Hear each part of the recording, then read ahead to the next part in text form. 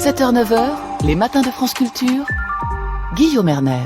C'est vrai à l'échelle nationale avec les questions relatives à l'immigration, le climat, le terrorisme. Les droits de l'homme sont-ils dépassés? Une question qu'on se pose en votre compagnie. Justine Lacroix, bonjour. Vous êtes professeur de sciences politiques à l'Université libre de Bruxelles et vous publiez avec Jean-Yves Pranchère Les droits de l'homme rendent-ils idiots aux éditions du Seuil dans la collection de la République des idées. Et vous venez d'entendre cette revue de presse internationale de Camille Magnard, où il était notamment question de la décision américaine vis-à-vis des Kurdes. Les Kurdes, c'est une preuve de plus que les droits de l'homme sont aujourd'hui bafoués à l'échelle internationale. Ils sont non seulement bafoués, ce qui n'est pas tellement nouveau, ce qui est vraiment nouveau, c'est qu'ils sont largement discrédités. Et là, je crois qu'on ne peut pas insister assez sur le retournement, mais vraiment qui s'est produit depuis, je dirais, 2 décennies.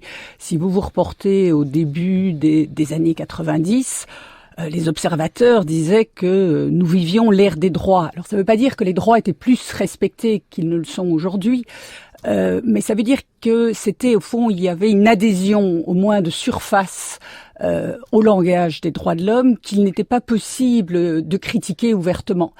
Et dans la période récente, on assiste à l'émergence de dirigeants qui assument délibérément leur volonté de s'affranchir des contraintes des droits de l'homme et qui vont théoriser ça sous la forme de cette formule très imparfaite à mon sens, mais qui s'est imposée dans le débat public de démocratie libérale, cette idée qu'au fond on pourrait avoir des régimes qui respecteraient la volonté majoritaire, des régimes hybrides, mais qui ne respecteraient plus les droits de l'homme. D'ailleurs, Angela Merkel l'avait souligné il y a un an, au moment de l'anniversaire du 70e anniversaire de la Déclaration universelle des droits de l'homme. Elle s'était demandé est-ce qu'on signerait encore ce texte aujourd'hui. Mais qu'est-ce qui s'est passé à l'échelle internationale pour que la réelle politique, ou ce qu'on appelle la réelle politique, c'est-à-dire l'idée finalement que les nations n'ont pas d'amis, qu'elles n'ont que des intérêts, que si on a intérêt à s'allier avec les Kurdes, on le fait, et puis lorsqu'on n'a plus intérêt à le faire, eh bien on les lâche. Pourquoi, Justine Lacroix, les droits de l'homme sont-ils devenus finalement quelque chose de parfaitement secondaire dans le discours international? Je parle même pas des actes. Oui, je ne sais pas si je lirais ça tellement à l'essor de la réelle politique, parce que la réelle politique, elle a toujours existé. Je dirais, ce qui est nouveau, c'est effectivement l'apparition de dirigeants qui sentent confusément qui en tout cas ont perçu qu'il était possible de prendre ces distances dans leur discours politique avec ce vocable des droits de l'homme, parce que les droits de l'homme apparaissent, à tort à mon sens, mais enfin c'est un sentiment qui est quand même largement partagé, ils apparaissent de plus en plus comme au fond une sorte de bien-pensance qui est incapable d'affronter les réalités politiques du jour, réalités politiques qui ont pour nom une immigration qui est ressentie comme massive, qui ont pour nom des menaces contre la sécurité qui également sont amplifiées. Et donc, les partisans des droits de l'homme apparaissent de plus en plus, je dirais, comme des naïfs qui n'arrivent pas à affronter ces difficultés. La réelle politique n'est pas née aujourd'hui, mais aujourd'hui, la réelle politique, c'est chic, alors qu'hier, lorsqu'on intervenait, par exemple, hier, on intervenait et on le faisait au nom des droits de l'homme et on a l'impression, mais peut-être n'est-ce pas la vôtre, Justine Lacroix, qu'on a commis beaucoup de crimes au nom des droits de l'homme, Syrie, en Libye, un peu partout. Oui, vous avez raison, c'est un élément que j'aurais dû souligner aussi, c'est qu'on peut pas sous-estimer l'impact considérable qu'a eu la deuxième guerre d'Irak pour décrédibiliser le discours des droits de l'homme. Parce que qu'est-ce qui s'est passé? C'est que là, on a assisté au fond à une instrumentalisation délibérée, ouverte, de la logique, en tout cas du discours des droits de l'homme par la puissance américaine. Et cette instrumentalisation a conduit un certain nombre, et je pense notamment à gauche de l'échiquier politique, mais pas seulement, de personnes à associer de plus en plus ce langage des droits de l'homme à une logique impériale, une logique de domination, si vous voulez, en oubliant un petit peu que l'instrumentalisation ou la manipulation d'un principe à mon sens, ne porte pas atteinte au principe lui-même et qu'il aurait fallu opposer aux États-Unis la vraie signification des droits de l'homme, ce qu'a fait la France aussi dans une certaine mesure à l'époque. Mais disons, on a surtout retenu que ce langage des droits avait pu servir à justifier l'invasion. Au point de considérer que finalement, les droits de l'homme étaient le nouveau visage de l'impérialisme. Au point, exactement. Ça, effectivement, c'est une critique, alors qui également est ancienne, mais qui a repris, si vous voulez, de la force, l'idée que les droits individuels seraient finalement le masque pris par une forme de domination impériale et également néolibérale, que ce ne serait au fond que les alibis pris par la surpuissance américaine. Et est-ce justifié comme critique ou est-ce toujours une manière finalement d'oublier qu'on a en quelque sorte perverti les droits de l'homme? Alors, la critique de l'intervention américaine, quoi qu'on en pense, là-dessus, elle me paraissait tout à fait légitime. Enfin, toutes les critiques, de toute façon, sont légitimes.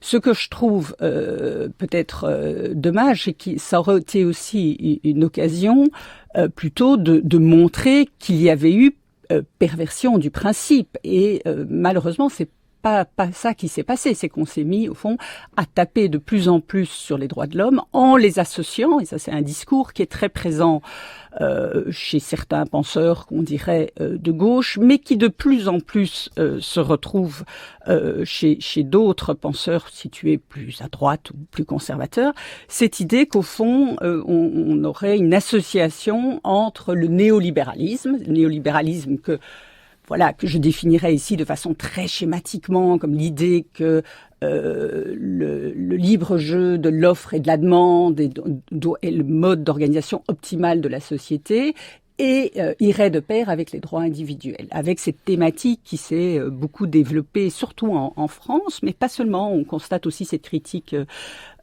aux États-Unis, l'idée qu'au fond, si vous voulez, le libéralisme, qu'est-ce qu'on appelle le libéralisme sociétal, c'est-à-dire toutes ces réformes qui ont visé à donner des droits, à augmenter les droits des minorités, des homosexuels, iraient de pair avec la destruction du droit au travail, avec la dérégulation, avec l'idée ne ferait au fond que favoriser un individu libre de circuler et de vivre comme il le veut sur un marché.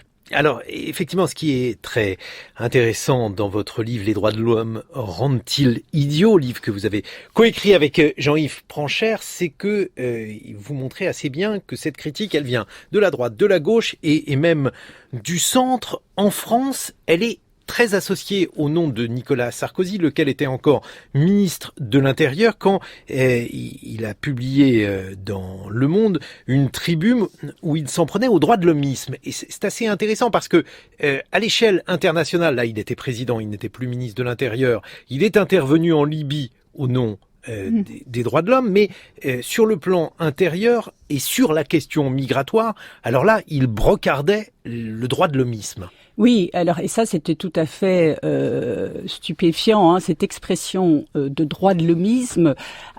On a recherché avec Jean-Yves Pranchère, mon co-auteur, on a recherché l'origine exacte de l'expression. Il semble que ce soit Jean-Marie Le Pen, le premier, qui ait forgé cette expression. Puis elle s'est imposée petit à petit chez des responsables politiques tout à fait situés dans le champ plus respectable, dirions-nous, de l'échiquier politique. Mais je dirais que Nicolas Sarkozy ne l'a pas utilisé évidemment dans un contexte de dénonciation du néolibéralisme. Il l'a vraiment utilisé dans ce contexte précis dans lequel il est utilisé tout le temps, qui est la question migratoire, où effectivement aujourd'hui le débat oppose de façon, à mon sens, tronquée et manichéenne, un peu d'un côté on caricature des droits de l'hommiste qui plaiderait pour une sorte de droit universel de circulation à l'échelle du globe et qui voudrait l'ouverture totale des frontières, et puis les autres qui auraient le sens de la préservation de l'intégrité culturelle, le sens de la préservation des équilibres sociaux et qui donc feraient preuve de plus de réalisme. Alors pour moi, c'est vraiment un débat qui est largement tronqué parce qu'il n'est pas vrai qu'être un droit de l'homiste. Moi, j'en ai discuté avec Jean-Yves et nous sommes d'accord là-dessus. Votre co-auteur. Mon co-auteur, nous définissons, puisque comme ça, comme des droits de l'hommiste, ça ne signifie pas qu'on soit pour l'ouverture totale des frontières. C'est une caricature. Alors, justement, parce que les droits de l'homme sont considérés, notamment par certains critiques de gauche, comme des droits bourgeois, c'est-à-dire pas des droits réels, des droits qui finalement ne concernent que les plus aisés. C'est ce que vous dites notamment dans votre livre « Les droits de l'homme rendent-ils idiots ?» Et Emmanuel Macron, de manière plutôt inattendue, a utilisé cet argument lorsqu'il a lancé il y a quelques jours son débat sur l'immigration. Il a opposé, je le cite, les bourgeois qui ne croient pas à l'immigration et les plus pauvres qui en sont le réceptacle. Donc ils rentrent finalement dans des catégories que vous analysez, Justine Lacroix. Oui, alors ce serait donc l'idée que les bourgeois n'étant pas confrontés directement aux réalités de l'immigration, ce serait plus facile évidemment de défendre les droits de l'homme. Ouais, moi, je voudrais vous dire, sur cette question, on peut tenter de répondre. Nous, ce qu'on a tenté de faire dans ce livre, c'est pas de fermer le débat. C'est vraiment de l'ouvrir, de montrer que l'adhésion aux droits de l'homme n'impose le choix de très peu de politique déterminée. Je vais m'expliquer. Prenez cette question du rapport entre droits de l'homme et migration. Est-ce que les droits de l'homme nous obligent, par exemple, si on y croit, à ouvrir les frontières ? Je veux dire, la réponse, elle est à la fois oui et non.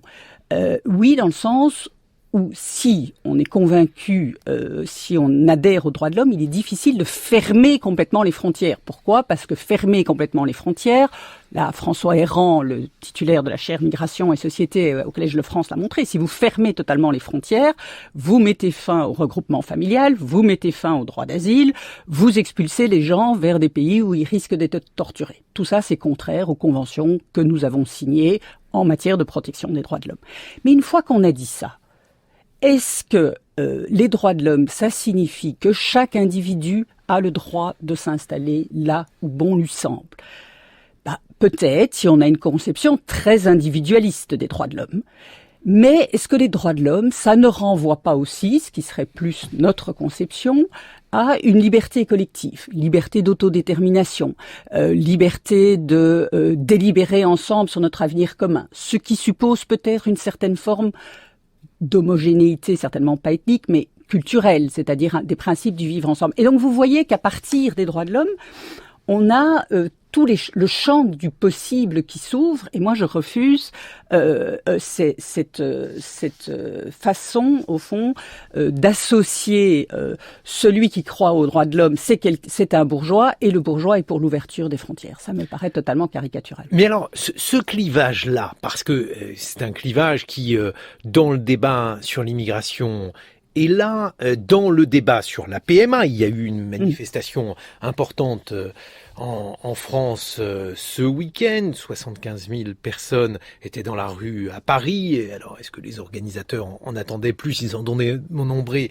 600 000. Mais en tout cas, il y avait des gens dans la rue à Paris, Justine Lacroix, et eux ont une conception particulière des droits de l'homme. Il est question des droits de l'enfant à naître.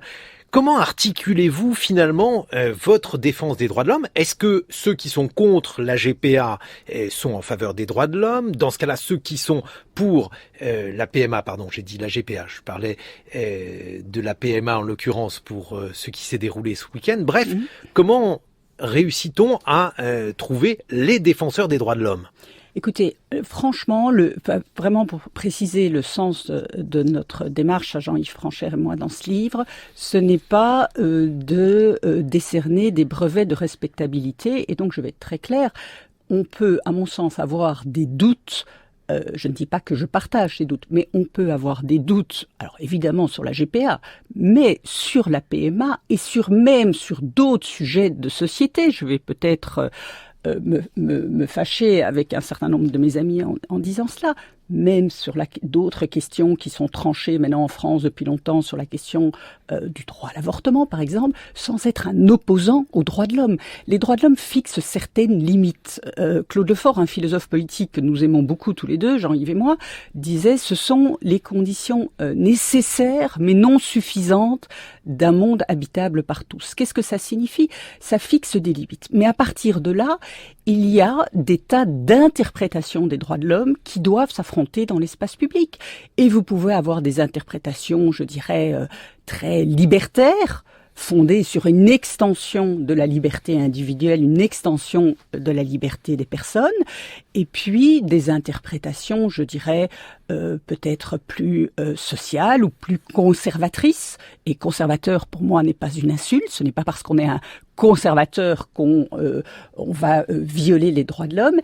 Je dirais, ils ouvrent le champ des possibles. Et donc, il est tout à fait possible, au nom d'une certaine conception de ce que doit être la vie collective, d'avoir des réserves vis-à-vis de la PMA sans être taxé d'être un opposant aux droits de l'homme. Et face à cela, d'autres défendront une autre conception de l'égalité des droits qui conduira. Vous voyez ce que je veux dire ? Ça veut dire, Justine Lacroix, que ceux qui étaient dans la rue dimanche contre la PMA sans père, comme ils l'appellent, sont des défenseurs ou peuvent être des défenseurs des droits de l'homme au même titre que ceux qui considèrent que finalement le droit à l'enfant ne nuit à personne. Alors, je voudrais répondre à votre question, mais juste je suis un peu mal à l'aise parce que vous savez, on reproche beaucoup aux droits de l'homiste de revendiquer du droit partout. On dit ils ne veulent connaître que du droit partout. Et j'ai envie de dire cette espèce d'inflation de j'ai le droit à, c'est quelque chose qui frappe tout le monde. Je pense pas qu'il y ait un droit à l'enfant. C'est pas ça qui est là dans le débat. La question, c'est de savoir si les techniques de procréation médicalement assistée doivent être réservées à certaines catégories de personnes, en couple hétérosexuel. Mais il n'y a pas un droit à l'enfant que vous pourriez faire valoir. Du côté dirions-nous, des conservateurs, il n'y a pas de droit de l'enfant à avoir un père ou une mère. On peut considérer qu'il est désirable, c'est leur cas, souhaitable que chaque enfant ait un père et une mère. Mais si vous perdez votre père ou votre mère, vous n'avez été lésé d'aucun droit. C'est juste un drame affreux et puis voilà. Donc, je veux dire, cette inflation du vocable des droits me met un peu mal à l'aise. Pourquoi ? Parce que du coup, le terme de droit est galvaudé ? Oui, il est galvaudé. On a l'impression qu'au fond, tout désir, toute revendication devient un droit à. Or, nous, on a pris nos distances par rapport à cette logique, une simple revendication, parce que il faut pas confondre l'expression d'un désir avec un droit. Pour que une aspiration devienne un droit, on peut pas faire l'économie d'un débat démocratique, d'une délibération collective qui va faire que cette aspiration va finir par être reconnue ou pas.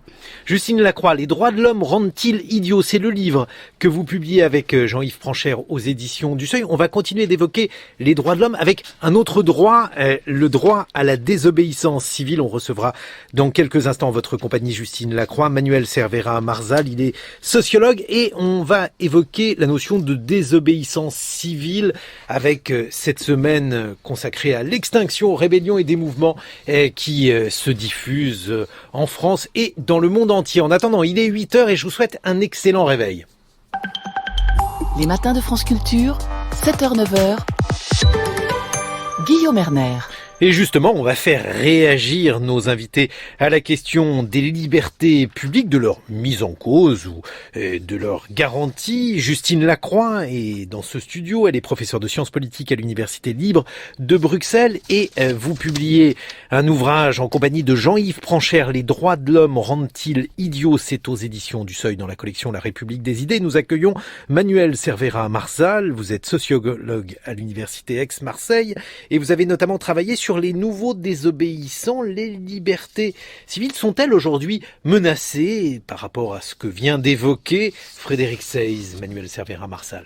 Je pense que Frédéric Seyss vient très bien d'expliquer la logique. En fait, on ouvre une petite porte, on met le doigt dans un engrenage, on ne sait pas jusqu'où il va nous conduire. Là, il expliquait qu'il y a la question de la reconnaissance faciale qui était mise sur la table par le gouvernement. Bon, effectivement, on peut imaginer qu'il y aura tout un tas de garanties, d'instances de contrôle pour que tout ça soit fait avec notre consentement et que ça n'aille pas trop loin. Mais il n'a échappé à personne qu'aujourd'hui, sur l'ensemble de la planète, la moitié des gouvernements sont de droite extrême ou d'extrême droite. Donc demain, quand ce type d'outil tombera entre les mains de ces apprentis sorciers, qu'est-ce qu'il en sera? Par ailleurs, sur le deuxième élément qu'il mentionnait, la question de la fraude fiscale, moi je me réjouis de savoir que le gouvernement entend désormais lutter contre la fraude fiscale. Mais je vois à nouveau combien ça risque effectivement de porter atteinte aux libertés individuelles. Et donc si c'est vraiment la fraude fiscale la préoccupation du gouvernement, moi, je tiens à sa disposition la liste de toutes les multinationales françaises comme étrangères qui pratiquent l'évasion à hauteur de 80 milliards par année. C'est très facile d'aller récupérer cet argent plutôt que de s'en prendre aux particuliers et de menacer leur liberté.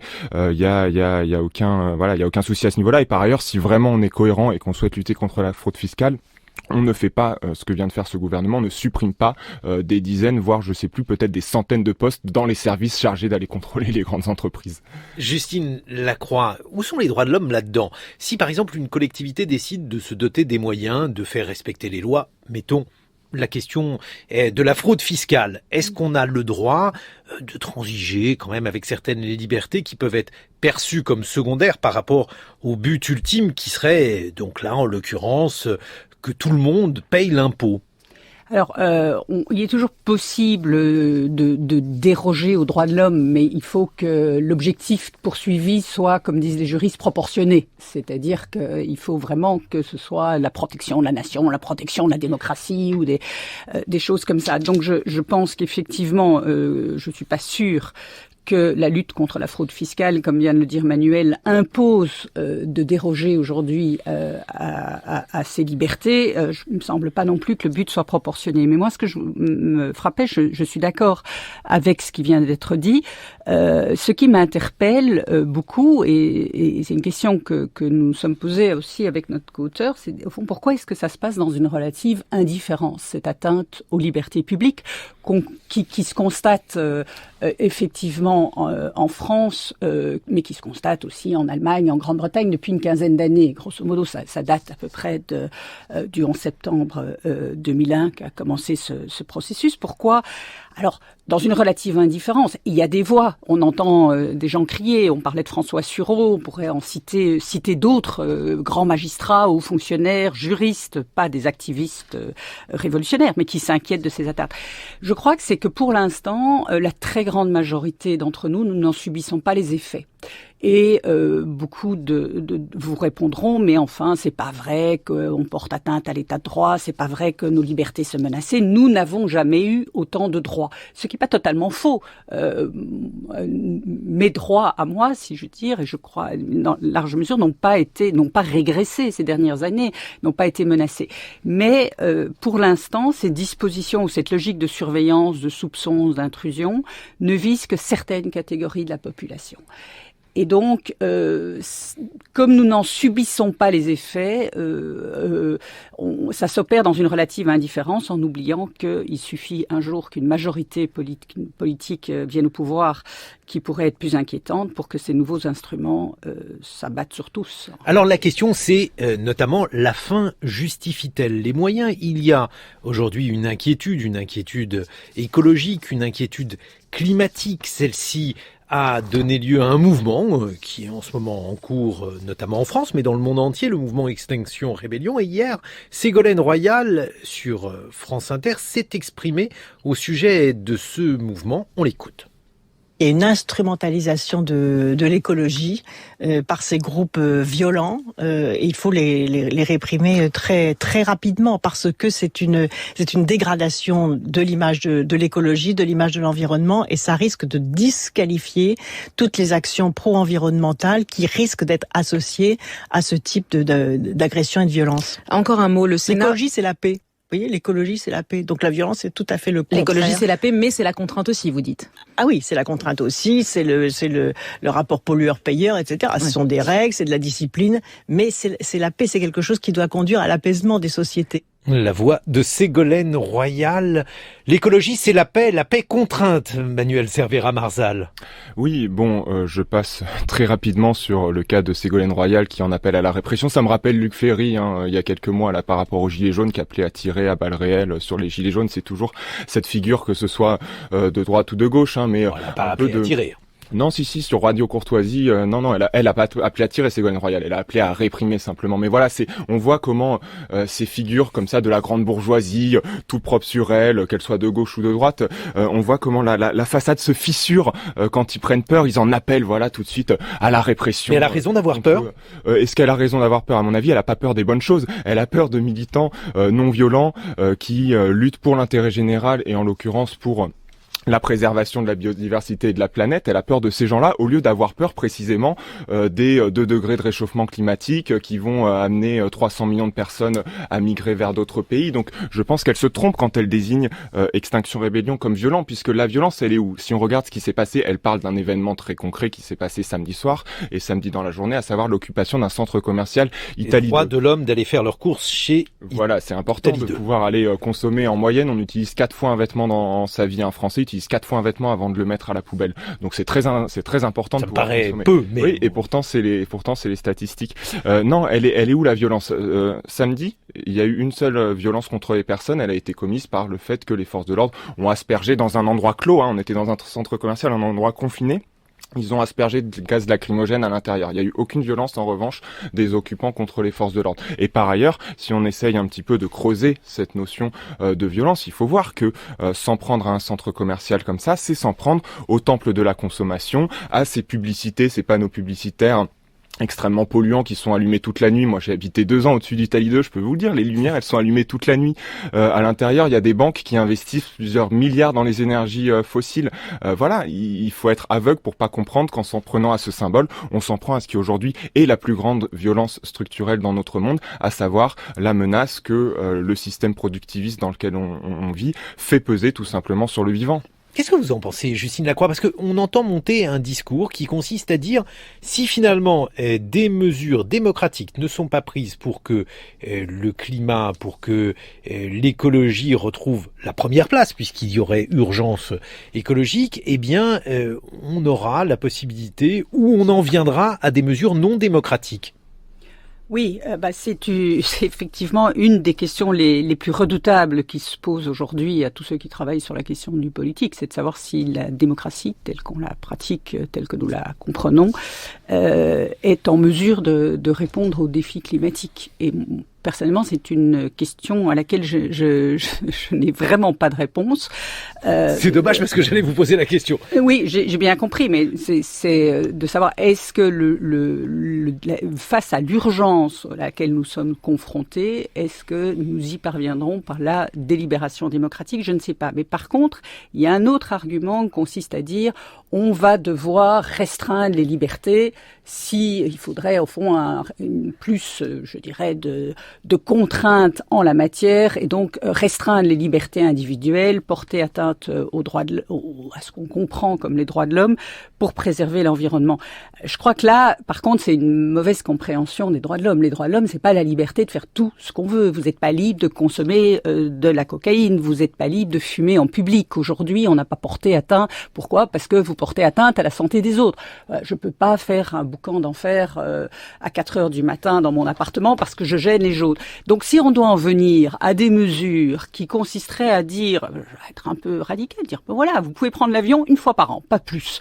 Voire pas du tout, pendant un temps, parce que il faut limiter drastiquement nos possibilités de consommation. Pour moi, si c'est pas une atteinte aux droits de l'homme. Il faut avoir une compréhension un tout petit peu plus large. Les droits de l'homme, c'est les droits de l'homme en relation, les droits de l'homme en société. Donc, si la société est menacée par l'exercice de ma liberté individuelle, Eh bien, la logique des droits de l'homme veut qu'on restreigne cette liberté individuelle. Manuel Cervera Marzal, que signifie l'expression qui est désormais très souvent employée de désobéissance civile?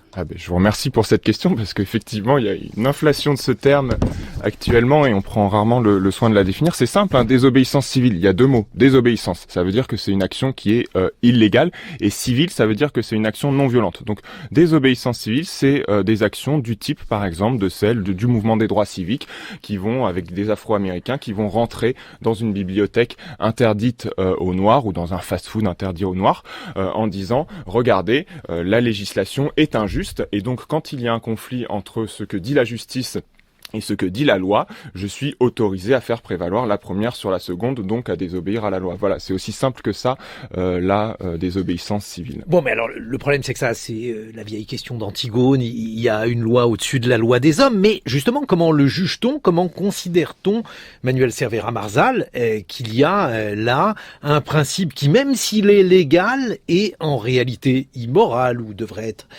modifié, amendé? Tout à fait, vous avez raison. Le risque, en fait, à partir du moment où on dit qu'on peut tolérer, voire qu'on peut justifier certaines pratiques de désobéissance, c'est de dire mais est-ce que ça va pas plonger la société dans le chaos généralisé? Est-ce que si j'autorise, je sais pas, Extinction Rébellion à occuper un centre commercial, est-ce que demain, je sais pas moi, tel patron qui met son argent en Suisse va pas dire moi aussi j'ai le droit de désobéir et de planquer mon argent en Suisse, ou bien tel terroriste va pas nous dire moi aussi. C'est ce que disent d'ailleurs les libertariens américains. Ils disent que ils n'ont absolument pas nécessité de se soumettre à l'impôt, puisque l'impôt n'est pas volontaire et qu'ils peuvent donc décider de faire sécession. Et c'est pour ça que toute désobéissance n'est pas de la désobéissance civile. Pour que ce soit de la désobéissance civile, il faut que ça se fasse dans l'intérêt général, c'est-à-dire protéger les droits de l'homme, c'est-à-dire protéger la planète, mais aller planquer son argent ailleurs, c'est pas l'intérêt général. Donc un premier critère, c'est celui-là, le bien commun, l'intérêt général. Un deuxième critère essentiel, c'est que la désobéissance civile, la désobéissance n'est civile que si elle est non violente,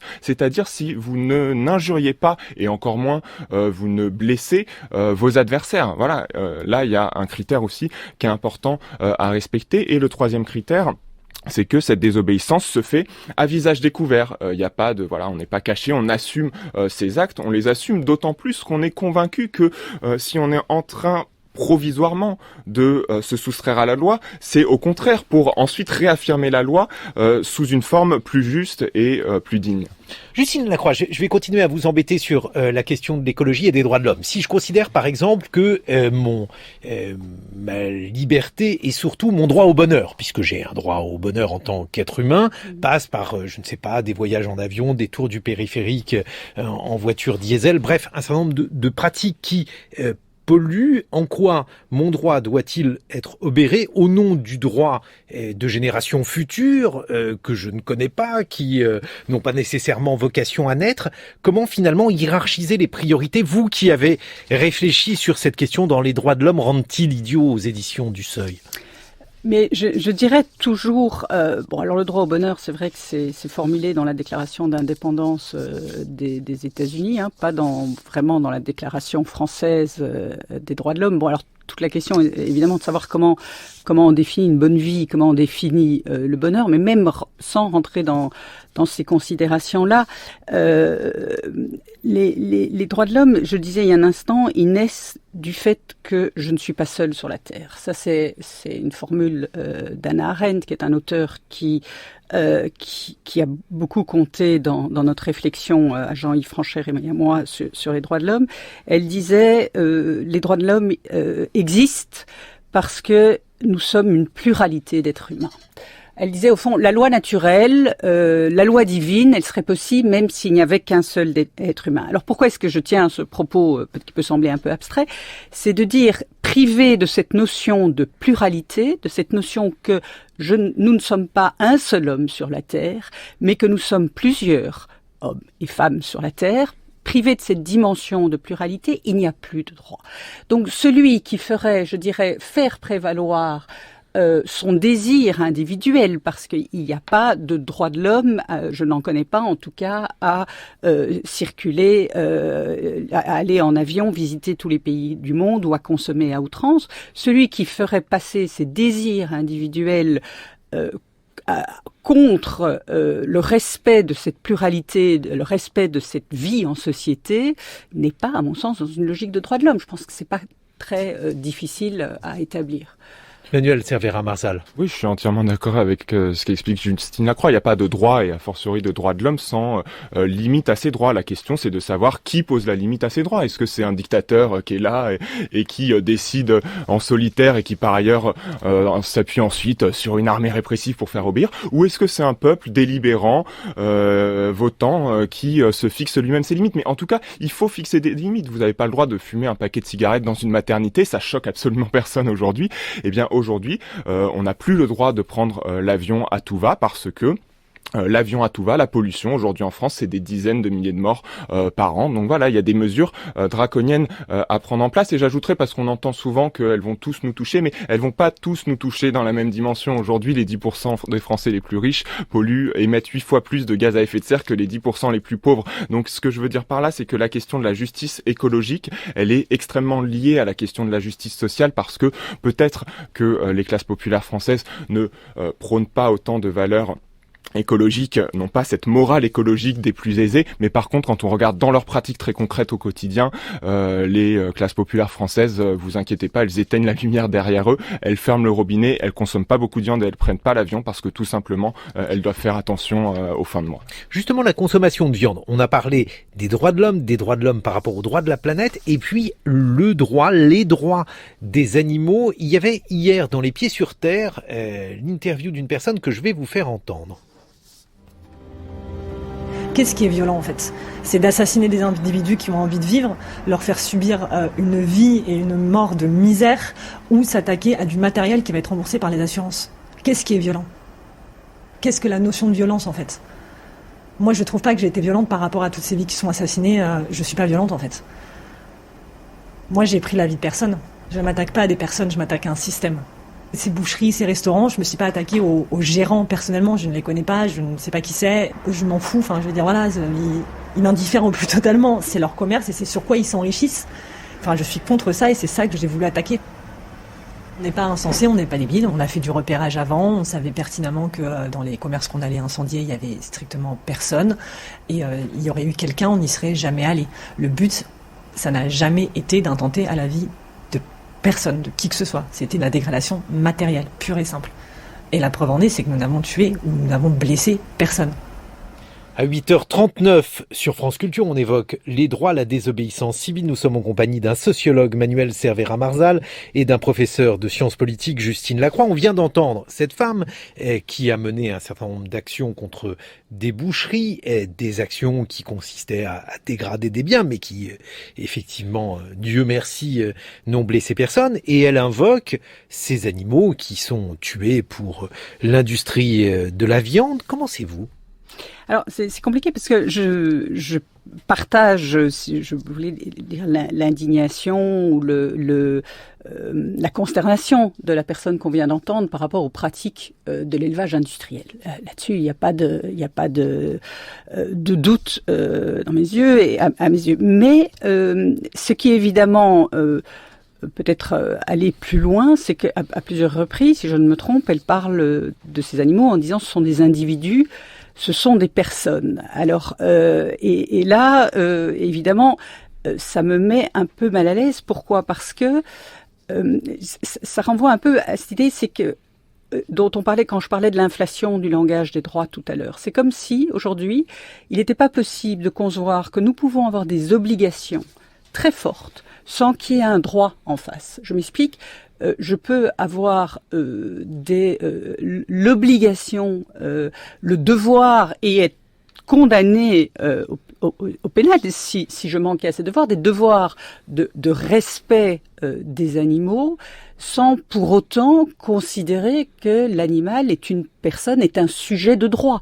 Donc, vous voyez, et c'est un peu cette impression, mais l'impression que si on veut protéger des êtres sensibles, ce qui me paraît un objectif totalement légitime, on ne peut les présenter que comme des sujets de droit.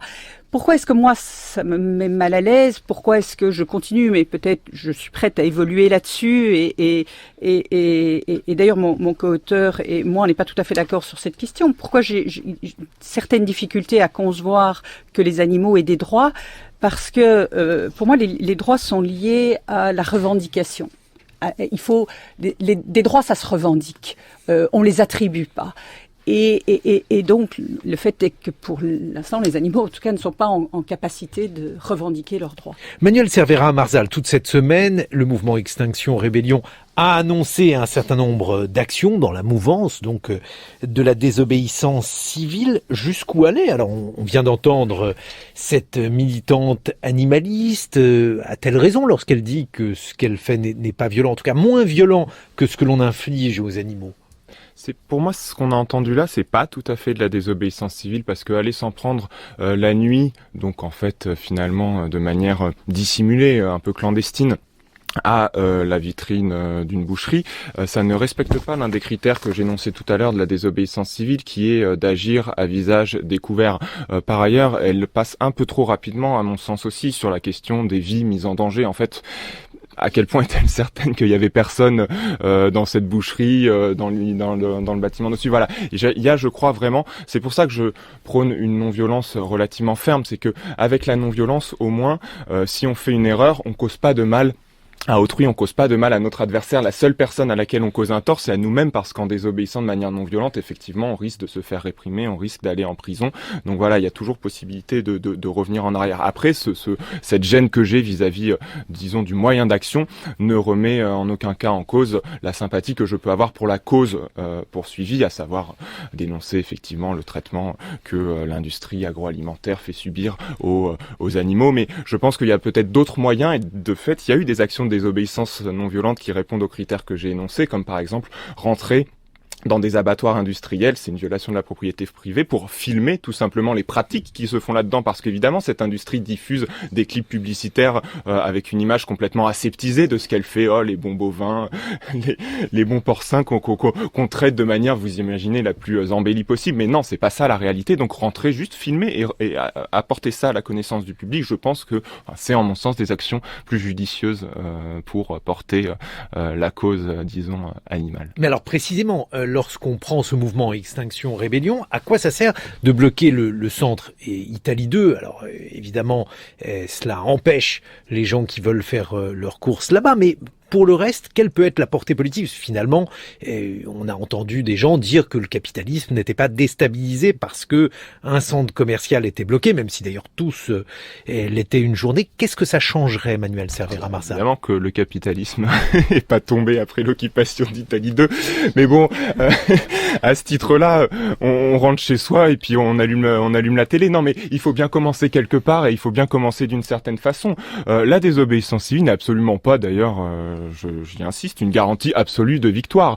Mais par contre, elle a quand même fait ses preuves dans l'histoire. Il y a tout un tas de travaux historiques sur le long cours qu'on fait comme ça des comparaisons entre différents mouvements de contestation. Alors on fait varier les critères, est-ce qu'il y a beaucoup de monde ou pas beaucoup, est-ce que c'est violent ou non violent, est-ce que c'est légal ou illégal, on fait varier comme ça les critères, et ce qu'on s'aperçoit, ce dont on s'aperçoit, une série de travaux notamment produits à l'université de Columbia le montre, c'est que la désobéissance civile, si elle ne réussit pas à tous les coups, fait en revanche partie des modes d'action aujourd'hui les plus efficaces pour amener de nouveaux sujets de société dans le débat, comme par exemple la question des OGM, la question des pesticides, dont on parle régulièrement sur France Culture, parce que quelques années plus tôt, des militants ont pris des risques pour amener ces questions sur la table. Un mot de conclusion, Justine Lacroix.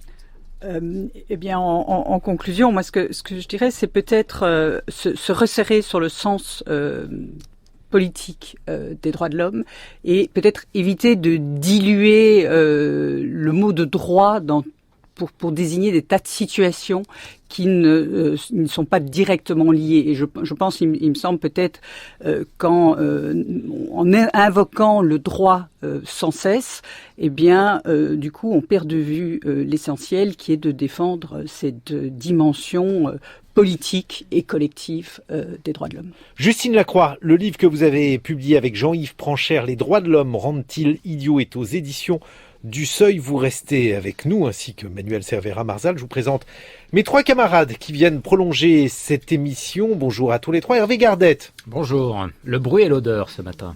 Mathilde Serrel. Les écrivains morts n'ont jamais été aussi vivants. Et enfin, Aurélien Bélanger. Zelda, le harcèlement scolaire et les dîners en ville.